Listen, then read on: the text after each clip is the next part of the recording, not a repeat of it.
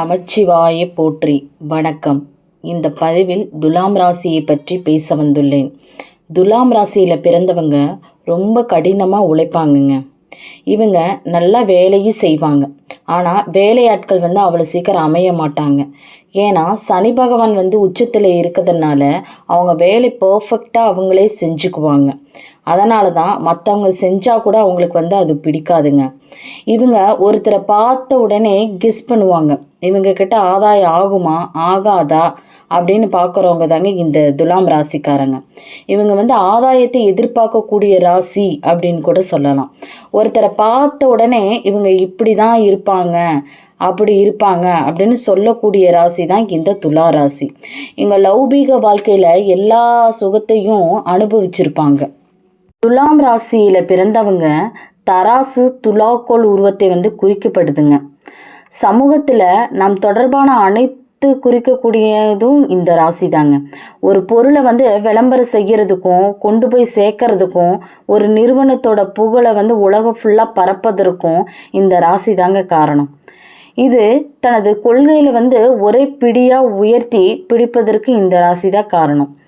எப்போதுமே துலா ராசி எடைபோடு ராசி அப்படின்னு சொல்லுவாங்க.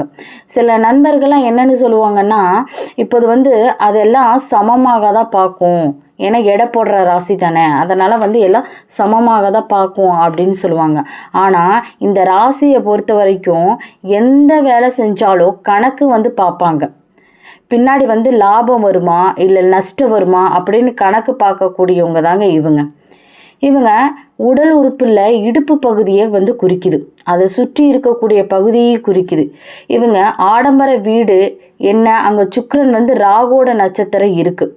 அப்போ இவங்க ஆடம்பர வீடு, கேளிக்கை விடுதி, சினிமா தேட்டரு, தோட்டம், பெண்கள் அதிகமாக இருக்கக்கூடிய இடம், அப்போ ஷோரூமு, இது விளையாட்டு அரங்கம், இது தாங்க துளாராசிக்கு அமைந்திருக்கு இடமாக அமையும். துளாராசிக்காரங்க அலங்கார பொருட்கள் விற்பனை, கண்ணாடி தொழிற்சாலை, அழகு நிலையம் வைக்கிறது, நறுமண பொருட்கள் விற்கிறது, உற்பத்தி செய்கிறது, ரத்தன வியாபாரம் செய்கிறது, பழம் வியாபாரம் பண்ணுறது, பணப்பயிர் வியாழாண்மை பண்ணுறது, அடுத்து வட்டி தொழில், இதெல்லாம் துளாராசி பண்ணாங்க அப்படின்னா அந்த தொழில் மிகச் சிறப்பாக அமையுங்க.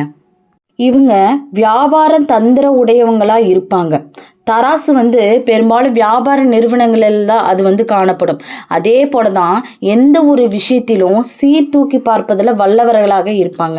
எப்போதுமே நீதி தான் எது சரி எது தவறு அப்படின்னு சரியான விதத்தில் பகிர்ந்து அதை நெறிப்படுத்தக்கூடியவங்க தான் இந்த துலாம் ராசிக்காங்க. இவங்க எந்த காரியத்திலும் சாமர்த்தியமாக பேசி அந்த காரியத்தை முடிச்சிருவாங்க. தராசு போல நடுநிலை தவற மாட்டாங்க. தன்னுடைய பேசுபவர்களும் நியாயமாக இருக்க வேண்டும் அப்படின்னு நினைக்கிறவங்க தான் இவங்க. இவங்களை காதலை விரும்பக்கூடியவங்களா இருப்பாங்க. வசீகர தோற்றம் இவங்களுக்கு இருக்கும். மற்றவங்களோட நியாயத்தை தான் அவங்க எதிர்பார்ப்பாங்க. துலா ராசி அமைதியானவர்கள் அப்படின்னு சொல்லலாம். சமநிலை கொண்டவர்களாக இருப்பாங்க. பெண்களாக இருந்தாலும் சரி, அவங்க ஆண்மைத்தன்மை போல அதோட பேச்சு, நடவடிக்கை, செயல், அதெல்லாம் அந்த தோரணைகள்லாம் அவங்களுக்கு அப்படியே இருக்குங்க. இவங்க எந்த விஷயத்திலையும் தைரியமான பேச்சும் கருணையுடன் புரிதல் மற்றும் இரக்க குணம் கொண்டவங்களாக தான் இருப்பாங்க. நீண்ட நேரம் தனியாக இருப்பதை வெறுப்பாங்க. நிறைய ஆட்களுடன் பல நண்பர்களுடன் சேர்ந்து இருப்பதான் அதிகமாக விரும்புவாங்க.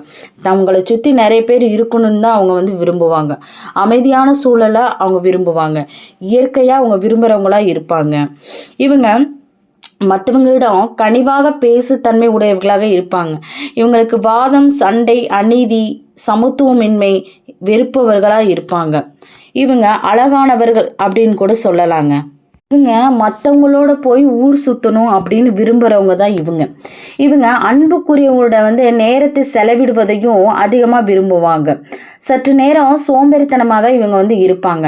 தனக்குரியவங்களை எப்போதுமே சகித்து கொண்டே தான் இருப்பாங்க. ஒரு மேலோட்டமானவர்கள் அப்படின்னு சொல்லலாம், வெறுமையானவர்கள்னு சொல்லலாம், எதையுமே அதிக அளவில் விரும்பாதவர்கள் சொல்லலாம். இவங்க அறிந்தவர்களாகவும் இருப்பாங்க. சிக்கலான கருத்துக்களை கூட புரிந்து கொள்ளக்கூடியதாங்க இருக்காங்க. இவங்க நேர்மை, சமநிலை, நல்லிலக்கணம் இதெல்லாம் குறித்து தான் ஒரு வாழ்க்கை சூழலை அமைச்சுக்குவாங்க. இவங்க ராஜதந்திரமாக யோசிப்பாங்க. அநீதின்னு எதாவது வந்தால் அதுக்கு போராடுவதில் பின்வாங்கவே மாட்டாங்க. அநீதிக்கு எதிராக குரல் கொடுக்குறவங்கள தான் இருப்பாங்க இந்த துலாம் ராசிக்காரங்க. இந்த துலாம் ராசி மேற்கு திசையை குறிக்கிறதுனால இவங்களோட இருப்பிடமாகட்டும், வீடாகட்டும் அல்லது தொழில் ஸ்தாபனமாகட்டும் எல்லாமே மேற்கு திசையில் அமைஞ்சா இவங்களுக்கு மிகவும் சிறப்பானதாக இருக்குங்க. இவங்க வியாபாரம் செய்வதில் அதிகம் நாட்டமுடையவர்களாக இருப்பாங்க. மற்றவங்களோட உபயோகம் இல்லாமல் தன் நேரங்களை செலவிட மாட்டாங்க.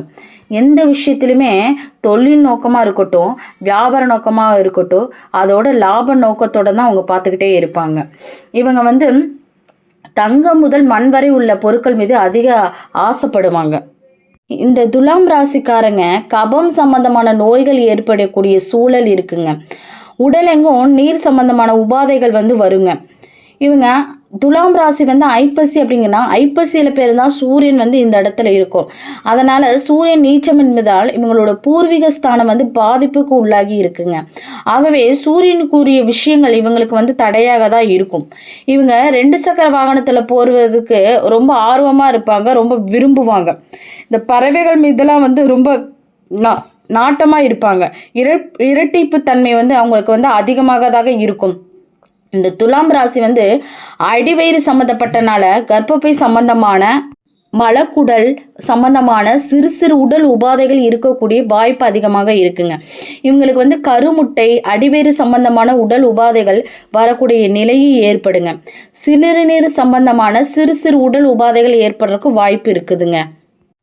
இந்த தராசு எப்படி ஒரு துல்லிய அளவினை காண்பிக்கிறதோ அதே போல தான் தன்னுடைய வேலையை துல்லியமாக செய்து முடிப்பதில் வல்லவராக இருப்பாங்க. இவங்களுக்கு அது கணவனாக மனைவியாக இருந்தாலும் சரி, நட்பு ரீதியாக இருந்தாலும் சரி, தராசு எப்படி சிறிதான பொருள் வைத்தாலும் சமமான ஒரு நிலையை நிற்கின்றதோ அதே போல தான் உடன் இருப்பவங்களையும் சமாதான பேசுவதில் அவருக்கு இணையாக இறங்கி ஆலோசனை சொல்வதில் வல்லவராக இருப்பாங்க.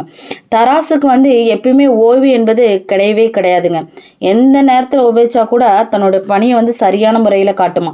அதே போல தான் இந்த துளாராசி அன்பர்களும் நேர கால தவறாமல் தன்னுடைய பணியை எந்த நேரத்தில் செய்து முடிக்கணும் அப்படிங்கிற ஆற்றல் கொண்டவர்களாக இருப்பாங்க. இந்த தராசு எப்படி மற்றவங்களோட பார்வைக்கு முன்பாக வைத்து உழைக்கின்றதோ அதே போல தான் இந்த துலாம் ராசி அன்பர்களும் மக்கள் மத்தியில் ஒரு நல்ல நிலையில் இருக்கக்கூடிய அன்பராக தான் இவங்க இருப்பாங்க. இந்த துலாம் ராசியில் பிறந்தவங்க செல்வாக்கு பெற்றவங்களாக இருப்பாங்க. நண்பர்களை ஆதரிக்கிறவங்களாகவும் இருப்பாங்க. நளினமான மற்றும் சுகமான வாழ்க்கையை தான் வாழக்கூடியவங்களும் இருப்பாங்க. இவங்க பூமி, நிலம், வீடு போன்ற சொத்துக்களையும் வண்டி வாகனங்களையும் பெற்றிருப்பாங்க. இவங்க குடும்பத்தில் அதிகமான நபர்கள் தான் இருப்பாங்க. இவங்களுக்கு செல்வாக்கு, அதிகாரம், உயர் பதவி இதெல்லாம் நட்பை பெற்றிருப்பாங்க. உறவினர்கள் குடும்பத்தில் ஆதரவுடன் தான் இருப்பாங்க. இருதார மன வாழ்க்கையை அமையலாங்க, ஒரு சில பேருக்கு அமையலாம். பேச்சில் ஆணித்தரமாகவும் வியாபார நோக்குகள் கொண்ட பேச்சாகவும் தான் இவங்க பேசுவாங்க. எந்த ஒரு செயலுமே செய்யாட்டினா கூட வியாபாரம் பேசி தான் அந்த வேலையை முடிப்பாங்க. அதிகமாக மற்றவங்களோட நெருங்கி பழகவும் மாட்டாங்க. தங்கள் குடும்பத்தை விட்டு மற்றவங்களோட விவகாரங்களில் தலையிடவும் மாட்டாங்க. ஆடை அலங்கார பிரியல் கூட சொல்லலாம். இவங்களுக்கு ஆன்மீக எண்ணங்கள் அதிகமாக இருக்குங்க. இவங்க சொந்த ஊரை விட்டு வேறு இடத்துல வசிப்பவர்களாக இருப்பாங்க. எந்த ஒரு செயலை செஞ்சால் அந்த காரியத்தில் கண்ணாக இருந்து தான் செயல்படுவாங்க. சட்டத்திட்டங்களுக்கு உட்பட்டவர்கள் அப்படின்னு கூட சொல்லலாம். இவங்க ஏழை எளியவருக்கு உதவ வேண்டும் அப்படிங்கிற மனப்பான்மை நிறைந்தவர்களாக இருப்பாங்க. வெளியில் சொல்ல முடியாத விஷயங்களை மனசுக்குள்ளேயே தான் அவங்க வச்சுருப்பாங்க. இவங்க மறைமுக எதிரிகள் இருப்பாங்க. இவங்களுக்கு பெற்றோருக்கும் பெரியோருக்கும் முக்கியத்துவம் கொடுப்பாங்க. தர்ம சிந்தனை உடையவர்கள் அப்படின்னு கூட சொல்லலாங்க. இவங்க அற்ப விஷயங்களுக்காக தன்னை மாற்றிக்கொள்ளாதவர்கள் அப்படின்னு சொல்லலாம்.